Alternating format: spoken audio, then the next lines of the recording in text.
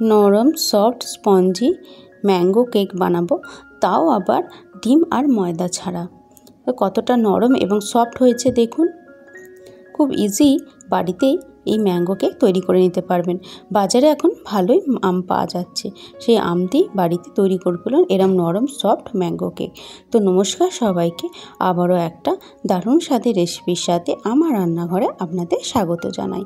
এখানে আমি দুটো আম নিয়েছি, এটা হিমসাগর আম ছিল।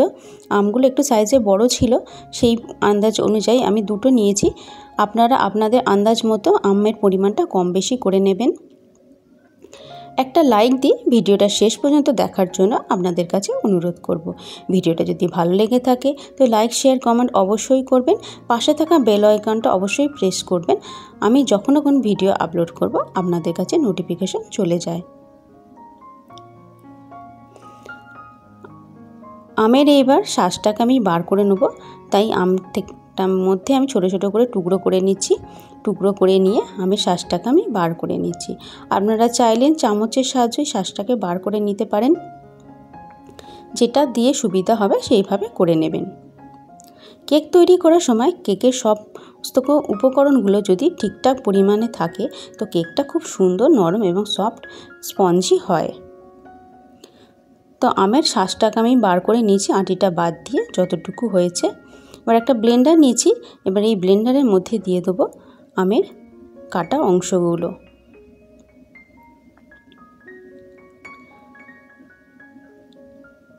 আমের সব কাটা অংশগুলোতে এর মধ্যে দিয়ে দেবো।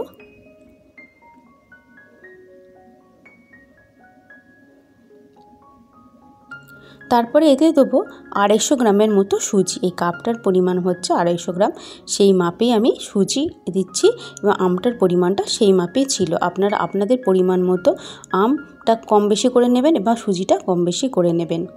এতে দিয়ে দেবো 100 গ্রামের মতো চিনি, যেহেতু আমটা একটু মিষ্টি ছিল খুবই, তাই এখানে 100 গ্রামের মতো চিনি দিচ্ছি। আর দিচ্ছি যে কাপে চিনি নিলাম সেই কাপে 1 কাপ নিয়ে দিলাম আমি এখানে দুধের যদি পরিমাণটা লাগে তো কম বেশি করে নিতে পারেন।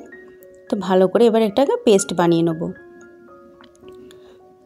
তো ভালো করে পেস্ট বানানো হয়ে গেছে, খুব পাতলাও হয় না আবার খুব ঘন হয় না।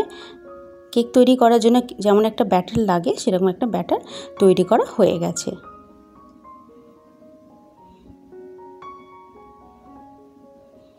এবার এটাকে কিছুক্ষণ রেস্টে রেখে দেবো, যেহেতু সুজি আছে একটু ফুলবে, তাই আধ ঘন্টার মতো এটাকে রেস্টে রেখে দিলাম। আধ ঘন্টা পর এটা ভালো মতো সেট হয়ে গেছে। এতে দিয়ে দেবো 100 গ্রামের মতো সাদা তেল। আপনারা চাইলে এখানে বাটার ইউজ করতে পারেন, তো আমি এখানে সাদা তেল দিলাম।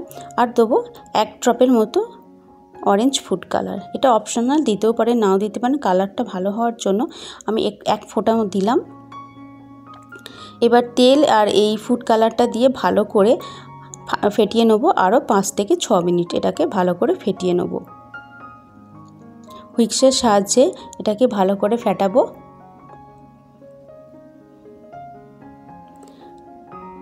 ভালো করে ফেটানো হয়ে গেছে। এবার এতে দিয়ে দেবো আন্দাজ মতো অল্প পরিমাণে নুন। তারপরে দেবো বেকিং সোডা আর বেকিং পাউডার। বেকিং সোডাটা কম, বেকিং পাউডারটা বেশি।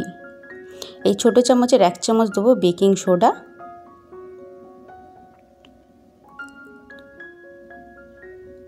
আর এর থেকে একটু বড় চামচ নেব, সেটার মাপে দেবো আমি বেকিং পাউডার। বড় চামচে 1 চামচ দিয়ে দিলাম বেকিং পাউডার। এবার এটাকে অ্যাক্টিভ করার জন্য এতে দিয়ে দেবো অল্প পরিমাণে একটু দুধ দিয়ে এরপর এটাকে ভালো করে সঙ্গে সঙ্গে মিশিয়ে নেব। আরও 5 থেকে 6 মিনিট এটাকে ভালো করে ফেটাতে থাকবো, যাতে ভালো করে বেকিং পাউডার বেকিং সোডা আর নুন যেটা দিয়েছি ভালো করে ব্যাটারের সাথে মিশে যায়। তাই 5 থেকে 6 মিনিট আরও এটাকে ভালো করে ফেটাবো। তো এবার কেক তৈরি করার জন্য রেডি। এতে চাইলে আপনারা কিছু ড্রাই ফ্রুটসও দিতে পারেন। তো আমার কাছে টুটি ফুটি ছিল, এটাকে একটু ময়দায় কোট করে নিয়েছি। এটা ময়দায় কোট করে নিলে তাহলে টুটি ফুটিগুলো চারদিকে ছড়িয়ে থাকে, নাহলে শুধু দিয়ে দিলে নিচয় পড়ে যায়। ময়দায় কোট করে টুটি ফুটিগুলো দিয়ে দিলাম, দিয়ে ভালো করে আবারও মিশিয়ে নিলাম। এরপরে এটা আবার কেক টিনের মধ্যে ঢেলে নেব। তো একটা কেক টিন নিয়ে চলে এসেছি। কেক টিনটাকে আমি এবার অল্প পরিমাণে তেল দিয়ে মাখিয়ে নিচ্ছি গাটা। এবার আমার কাছে একটা বাটার পেপার ছিল, সেটা একটু গোল করে কেটে নিয়েছি, নিয়ে নিচে দিয়ে দিলাম। আপনারা চাইলে এখানে ময়দা কোট করে নিতে পারেন তেলের ওপর। বাটার পেপার যদি না থাকে তো ব্যাটারটা দেওয়ার আগে আরও ভালো করে আরেকবার ফেটিয়ে নেব। 1 থেকে 2 মিনিট ভালো করে ফেটানো হয়ে গেছে। এরপর দিয়ে দেবো এই কেক টিনের মধ্যে।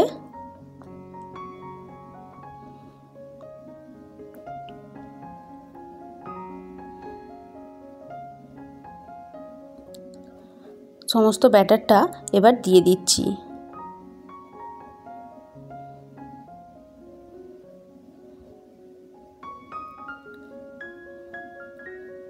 ব্যাটারটা দিয়ে এবার এটাকে একটু ভালো করে চারদিকটা সেট করে দেবো। তো চামচের সাহায্যে ভালো করে চারদিকটা স্প্রেড করে দিচ্ছি।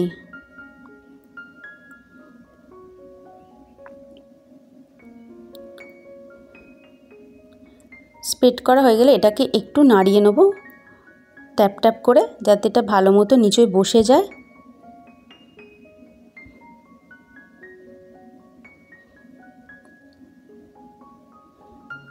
ওপর থেকে আরও যে টুটি ফুটিগুলো আমার বেঁচে ছিল সেগুলো এর ওপর ছড়িয়ে দেবো। এখানে চাইলে কোনো ড্রাই ফ্রুটস ইউজ করতে পারেন আপনারা। তো এক্সট্রা যে টুটি ফুটিগুলো ছিল তার উপরে এবার দিয়ে দিলাম। আমি এটা মাইক্রোওভেনে দেবো, তাই আগে থেকে মাইক্রোওভেনটাকে আমি একটু প্রিহিট করে নিয়েছিলাম। তারপর আবার কনভেকশন মোডে দিয়ে 140 ডিগ্রিতে 25 মিনিটের জন্য এটাকে আমি সেট হতে দেবো। আপনারা চাইলে এখানে কম বেশি করে নিতে পারেন মাইক্রোওভেনের টেম্পারেচার। তো আমি 140 ডিগ্রিতেই দেবো 25 মিনিটের জন্য। তো 25 মিনিট হয়ে গেছে। এরপরে মাইক্রোওভেনটা খুলে দেখব এটা হয়েছে কি না। তো এটা হয়ে গেছে ভালো মতো। তো একটা টুথপিক নেব, দিয়ে দেখব এটা হয়েছে কি না, কাঁচা আছে ভেতরটা না হয়ে গেছে। তো একটা টুথপিক নিয়েছি। তো টুথপিকের গায়ে একটুও লেগে নেই। তো এটা হয়ে গেছে ভালো মতো। এটাকে ঠান্ডা করতে দেবো। প্রায় 4 ঘন্টা সময় লেগেছে এটা প্রায় ঠান্ডা হতে। 4 ঘন্টা পর প্রায় ফিরে এলাম। এটা ভালো মতো ঠান্ডা হয়ে গেছে কেকটা। এবার এটাকে বার করব। চারদিকটা একটু ছুরি দিয়ে ঘুরিয়ে নিচ্ছি যাতে বেরোতে বার করতে একটু সুবিধা হয়। একটা প্লেটের ওপর এটাকে উল্টে দেবো, দিয়ে এটাকে এবার সোজা করে দেবো।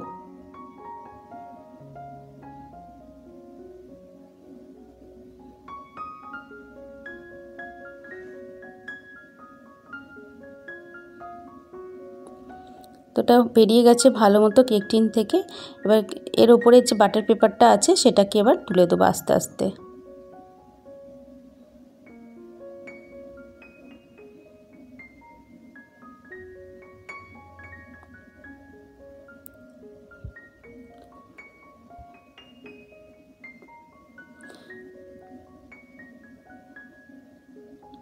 আপনারা না চাইলে ওই বাটার পেপারটা নাও দিতে পারেন, এটা অপশনাল, নাও দিতেও পারেন নাও দিতে পারেন।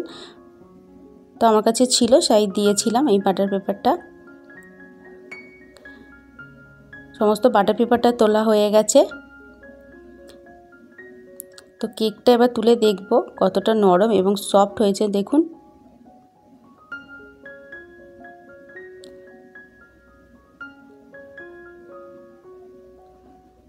তো রেডি আমাদের ম্যাঙ্গো কেক। খুব ইজি, ঘরেতেই তৈরি হয়ে গেল। আর এই সময় আমের ভালোই বাজারে পাওয়া যায়, তো আম দিয়ে সহজেই তৈরি করে ফেলুন এই ম্যাঙ্গো কেক। ভিডিওটা কেমন লাগলো অবশ্যই কমেন্ট করে জানাবেন। ভালো লাগলে লাইক শেয়ার কমেন্ট অবশ্যই করবেন। আর পাশে থাকা বেল আইকনটা প্রেস করবেন। আর নতুন নতুন ভিডিও বা রেসিপি পাওয়ার জন্য ভিডিওটা দেখার জন্য আপনাদের অসংখ্য ধন্যবাদ। তো একটা স্লাইস আমি কাটছি কেকের। দেখুন কতটা নরম এবং সফট হয়েছে, দেখতে কত সুন্দর লাগছে। আপনারা সবাই ভালো থাকবেন, সুস্থ থাকবেন আর আমার সাথে থাকবেন।